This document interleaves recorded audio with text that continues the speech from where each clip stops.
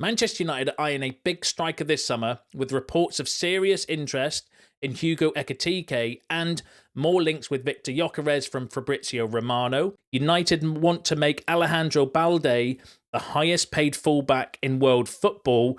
Real Madrid are planning a £90 million move for Bruno Fernandes. Wilcox is pushing hard for Liam Delap and a big injury boost. All this plus more in today's video as we run through all the latest Manchester United news and transfer news that will keep you right up to date with everything. Welcome to Man United Review. My name's Jamie. Before we get into it, smash a like on the video. Let's jump straight into it. So let's kick off with all the transfer noise. So one of the positions we know we are heavily invested in potentially strengthening in the summer is the striker position. And there's more noise around strikers coming in. Which is going to happen, I think, until we establish actually who we are going for as a target. I think all these kind of main names are going to be we're going to continuously get linked with them. Is my prediction between now and the summer. So let's go through the latest. So firstly, regarding Viktor Gyokeres. So Ruben Amorim is a big fan of Viktor Gyokeres, and Man United appreciate the player, but it's not guaranteed at the moment until United decide on their budget for a striker. He can leave Sporting for 65 to 70 million euros with add-ons this summer. So Fabrizio Romano, again, saying that he's got a gentleman's agreement with Sporting where he can leave for less than his release clause, because I think his release clause is like 100 million euros. But he stayed last summer under the agreement that he would be able to leave this summer if an offer came in around the 65 to 70 million euros. But again, with Gyokeres, it's multiple mixed messages, because Duncan Castles the other day was saying Gyokeres doesn't want to come to United because of his age, and he wants someone like a club that's maybe more ready to fight for trophies at the moment. And obviously Champions League football will have maybe a big factor in that if we do make Champions League football, whether that changes his opinion or his mind potentially, because I do think at the moment, reading between the lines, what's kind of happening is that we're lining up players for if we don't have Champions League, but then if we do get Champions League football, because of the boost to our revenue, and that then allows us to maybe go out and buy a shiny toy like a Gyokeres or an Osimhen or someone like that, which is why I think we're getting these kind of conflicting stories where we're getting linked with strikers of a certain price, and then also, Gyokeres and Osimhen, because I do think we're maybe looking at both, because again, our season is up in the air of where we're going to stand. Our budget is a little bit up in the air. I think the right thing to do for United would be to plan for the worst, which is no Champions League, but then also maybe have a couple of deals lined up that you could potentially go after if you do get Champions League, because that way you're not falling behind too much, is in my opinion. But that's what I think is kind of going on. But mixed messages on Gyokeres, because Duncan Castles, as I mentioned, said he doesn't want to come. We had David Ornstein the other day saying that United are going to go more down the younger kind of profile of strikers, and he didn't think that Gyokeres and Osimhen would be realistic, although he didn't necessarily rule them out. And then obviously Romano coming in and saying, look, we appreciate Gyokeres, but we don't know what the budget is yet, and we don't know whether we're going to be going for this sort of striker or maybe someone cheaper like a Liam Delap, who there's an update on I'm going to bring to you in just a second. But give us your thoughts on that. David Ornstein, though, on Gyokeres said that Arsenal are developing a strong interest in Manchester United link forward Viktor Gyokeres from Sporting Lisbon, so that it's going to be competition. He's one of the best strikers that's going to be available for a really good fee, I think, in the summer. So you are going to have teams competing. And again, where does that fit us in his kind of thinking? And then also, can we compete financially if with no European football, and the fact that we do have multiple other areas to try and strengthen? Who knows? We're going to continuously get linked with Gyokeres and Osimhen and strikers like this until we actually know definitively who our kind of choices, or if we know definitively whether we're in Europe next season or not in Europe next season. So I'll bring you any updates, but give us your thoughts on that below. Now, another striker is probably, maybe more realistic would be Liam Delap. So Jason Wilcox is a big fan of Liam Delap. It is said he is pushing for a move to happen. Now, that came from United Scout, who are fairly decent when it comes to like stuff behind the scenes with injury updates and stuff like that as well. So might have a connection at the club, suggesting that Jason Wilcox is a fan of Liam Delap, and that could be one that may be more realistic. But again, the worry with that, City have a buyback clause on him, so they could buy him back and then sell him, because that's profit for them from a PSR perspective. And is he at the right level? I'm not so sure, but Ineos, their signings so far have been pretty decent, so I do trust them to maybe make the right footballing decisions, because there's a couple of question marks, I would say, around their signings, but most of them have actually been really good. So if they go for Delap, then then that's the one they're kind of going for. But he is the name that I would say is more realistic at this moment. But there's no smoke without fire with the others. But give us your thoughts on Liam Delap in the comments. Be interesting to hear your opinions on that. Now, another striker we've been linked with is Hugo Ekitike. So Hugo Ekitike is a striker of undeniable interest to Manchester United, and there is a shared belief in his current ability and potential to rise to the level of a similarly styled player in Alexander Isak. I mean, if we got a player that we even half as good as Isak, then I would be over the moon with that. I think he's one of the best strikers around at the moment, Isak. But that came from Sean Connolly, who is a decent source, again, behind the scenes with United information. Again, linking us with Hugo Ekitike, saying of undeniable interest to United. The fee, though, you're talking around 68 million, I think the fees the other day. You obviously could negotiate that down or include some add-ons on that as well, but he's going to be a costly striker as well, but wouldn't necessarily cost as much in wages as, let's say, someone like Gyokeres or an Osman as the other strikers we've been kind of linked with. But do you know what the mad thing is about the strikers? Like, I'm happy, like, yes, we'll all have our preferences, and I have my favourites, you'll have your favourites and that as well. But actually, I think they could all do a pretty decent job for us, which is a sad state of where we are at the moment with the striker situation, with obviously Højlund having such a poor season and being so young as well, that actually a majority of these players would probably come in and improve us. It's just at what level would they improve us is the kind of question mark. But just on going back to Ekitike, Arsenal, Man United and Liverpool are all believed to be interested in Hugo Ekitike. There's every chance he will leave this summer, with England being billed as his most likely destination.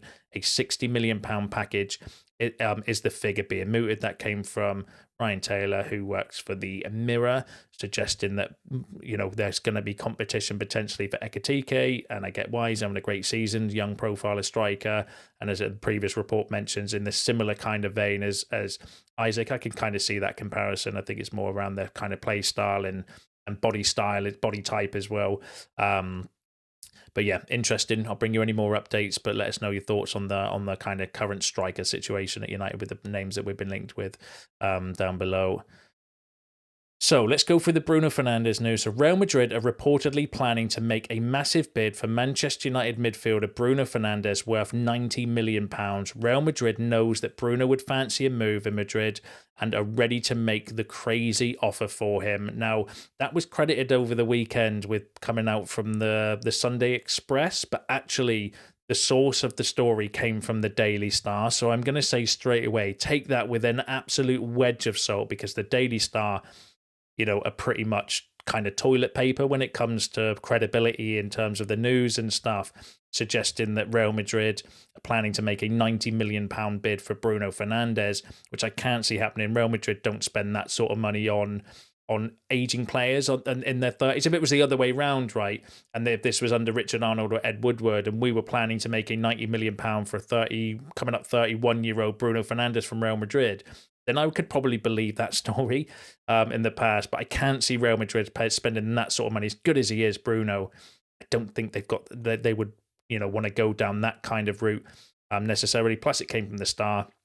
who are not very credible at all. But the Daily Record was saying, though, that Ruben Amorim has made it clear to Sir Jim Ratcliffe and Manchester United board that they shouldn't even consider selling Bruno Fernandes, as he is a big part of his plans for the future.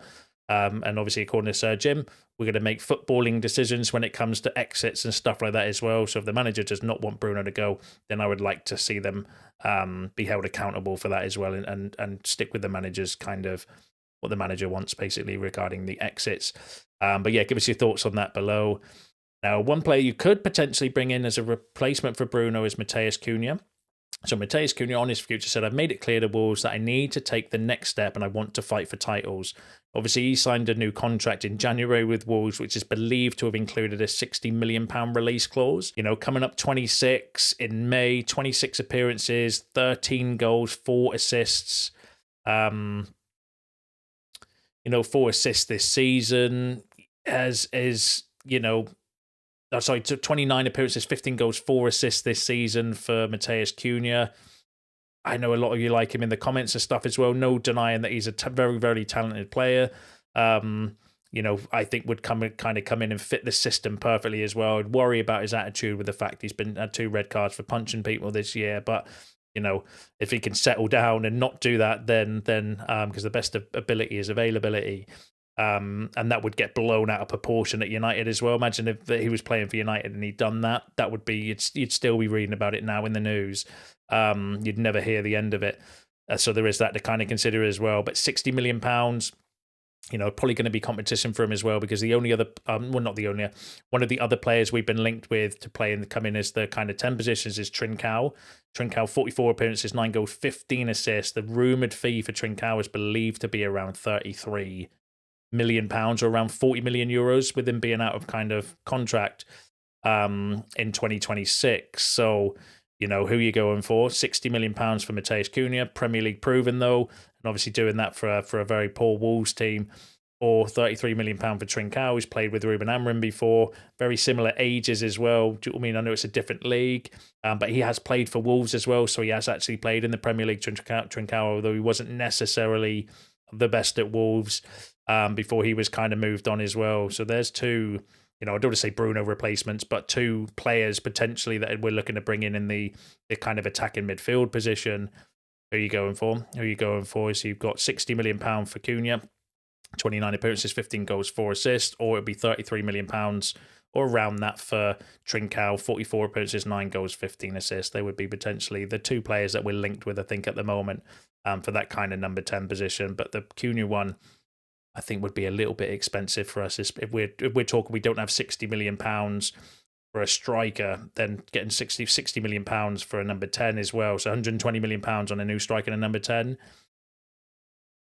Don't know if that's possible for us this summer, but interesting option. Give us your thoughts on that below. A Manchester United scout was sent to watch the game between Como and Empoli to monitor the winger Assane Diao. Now, that came from an Italian outlet, or Italian journalist, actually, that's fairly decent. All right, sorry, my pronunciation's terrible for some of those names on there as well. But that's a really interesting option. We've kind of been linked with him a few times, actually. Diao, I remember being linked with him. Ironically, Real Betis sold him to bring in Antony, and now we're being linked with bringing him in, and then Betis might be signing Antony if he carries on, or if they can kind of agree a fee and stuff as well. That would be a bit of a weird kind of merry-go-round. Interesting profile of player. 31 appearances. Obviously, some of that will be in La Liga, some will be in Serie A because he went to Como in January. 7 goals, 3 assists. Still only young. 19 years old. Would be like a... I could see it being like a Christopher Vivell type signing where he's got potential and maybe ready to take that kind of step up as well. Whether he's quite as good, some of the other players though that we've linked with, I have my doubts. Do you know what I mean? I like Roger Fernandes. I think he looks good. Obviously Trincao we've just spoke about and mentioned there as well. But yeah, definitely one to kind of keep an eye on. I do think we are scouting a few kind of players at the moment, so yeah, he would be another one to maybe bring into the mix as well. But give us your thoughts on Diao in the comments, because I'd be interested to hear your opinions on that. Now, another player that we've been linked with is United scouts have attended several Red Star Belgrade games this season to watch midfielder Alejandro Maksimović, 17 years old. Now, that would be an interesting profile of player, not one that I've watched loads of, so I don't want to kind of profess to say that I know entirely tons around him, but looks a very talented player. Does look a very talented player. He's coming up 18. I think it'll be 18 in June, so can sign him this summer as well if that's the kind of route that we look to potentially go down. He's got 34 appearances this season, 8 goals, 9 assists, which is not bad for a 17-year-old to kind of come in as well. Again, would fit the mold of what we're looking for: young, up and coming, developmental, well scouted, well looked at. Do you know what I mean? Like, all the kind of boxes would be ticked with bringing in a player like this as well. Can play in multiple positions as well, although I do think primarily as an attacking midfielder or someone to bring in is maybe the kind of number 10 positions as well, but would be a really interesting profile of player. And again, well scouted. That would again have someone like Christopher Vivell's fingerprints all over it as well. But give us your thoughts on that in the comments. Now, Arsenal, Chelsea, Liverpool and Manchester United are all interested in signing Adam Wharton, who Crystal Palace have valued at £100 million. Like, what is up with the transfer fees that are going around at the moment? £100 million for Adam Wharton. I think he's a good player. I think he would be a good profile to bring in actually in the midfield. Really good tackler and really good ball progression as well, which is maybe, would be a good partner to someone like Ugarte, who's not the most progressive on the ball, but is an absolute beast at winning tackles and winning duels. So he would be potentially a good kind of player to bring in the midfield. But £100 million, come on, let's start being sensible with the kind of transfer fees and stuff. That's a ridiculous amount, in my opinion, for Adam Wharton. But yeah, that's what we kind of been like, the fees going around. Like, that's the same as this. We could get Tyler Dibbling for that. Let's get Tyler Dibbling in for 100 million instead of Wharton. I'm joking, but some of the fees are crazy that are being linked at the moment. But he's a good player. I wouldn't be against bringing him in, but nowhere near for £100 million. Manchester United plan to make Alejandro Balde the highest paid fullback in the world by offering him a salary of £10 million after tax. Now, that came from El Nacional, who are actually a pretty decent Spanish outlet, suggesting that United want to bring in Balde and make him the highest paid fullback in the world. The problem with that, he's a left back, and we've just bought Dorgu. We've got Diego Leon coming in. The reports are the other day that we want to potentially give Harry Amas some time between now and the end of the season. Luke Shaw, is technically back in training, although who knows for how long before he's out injured again as well. Do we really need another left back, unless the plan is to play him at right back, because Amram does like a left-footed right back to be inverted down that side as well. But, I don't think we're going to go anywhere near paying somebody £10 million a season after tax. That you could get Victor Oz. That's what Victor Osman wants. So that means we'd have to pay him 350 grand a week before tax for him to get that. And if we won't pay that for Victor Osman, why on earth would we pay it for Balde in a position where we don't really need to strengthen? So I'm going to say take that story with a pinch of salt, but I will bring you any updates if there becomes a bit more credibility around it, but I highly doubt that's going to happen. And then the final story I've got for you is regarding Aiden Heaven. So Aiden Heaven is back in first team training this morning. He has made a significant recovery. Now, that came from Silly Talks, who's been very good recently with injury updates and behind the scenes stuff at United. That's fantastic news. He did say, though, he doesn't think he's going to be back available in time for the game tomorrow, but, it's good to have him back. Thankfully, that injury is not long term. Missed the international break. So again, the international break maybe came at a good time for injuries and getting some players back as well. Because remember, Shaw is back. Harry Maguire's back. Lenny Yoro is back as well. Obviously, Aiden Heaven back as well. That's a really kind of big boost. Rumours that Ahmad might be back this month next month. More likely going to be early part of May as well. Mason Mount's back as well. So all of a sudden, some of these players coming back, it's just the question mark around some of them is how long are they going to stay back for? But we'll have to wait and see. Only time will tell on that one. But big boost to have Aiden Heaven back, because I think he looks a very good player. Very good player indeed. So give us your thoughts on that in the comments. Give us your thoughts on all the other topics discussed in today's video, because that's you all up to date with the latest Manchester United news and transfer news. Smash a like on the video on your way out. Subscribe to the channel if you're new. See you in the next one.